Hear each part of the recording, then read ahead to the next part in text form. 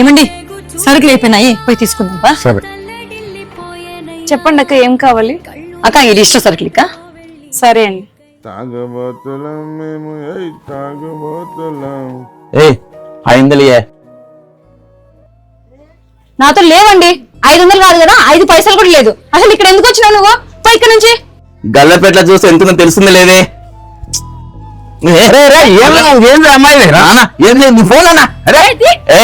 కష్టపడి ఆ పాప లోన్ తీసుకొని అంగడి పెట్టుకుని పిల్లలు చూసుకుంటుంది, సంసారం చూసుకుంటుంది. నా కడుపులో చెడు పుట్టినారా నా కొడతా నువ్వు.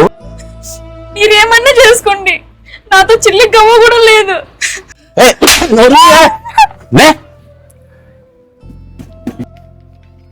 డబ్బులు పెట్టుకోలేదంటావు, వెళ్ళి కోట చేసుకుని దాకా.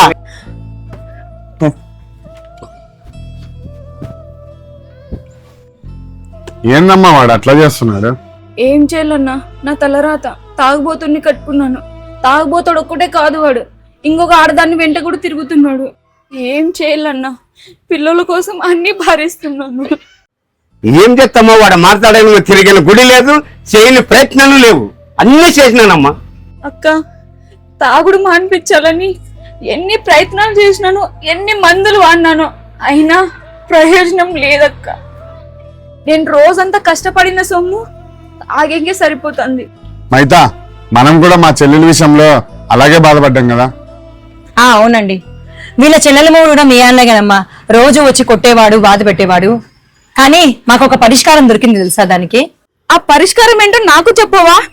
ఇంట్లో మనశ్శాంతి లేకుండా రోజు చచ్చి బతుకుతున్నాను అక్క నేను. వీళ్ళ చెల్లెల సమస్య ఒకటే కాదు, మాకు లాంటి సమస్యలు కూడా ఉండేవి. అవి కూడా మాకు పరిష్కారం అయ్యాయి. ఎలాగో తెలుసా, మేము ఒక గురూజీని కలిసాము.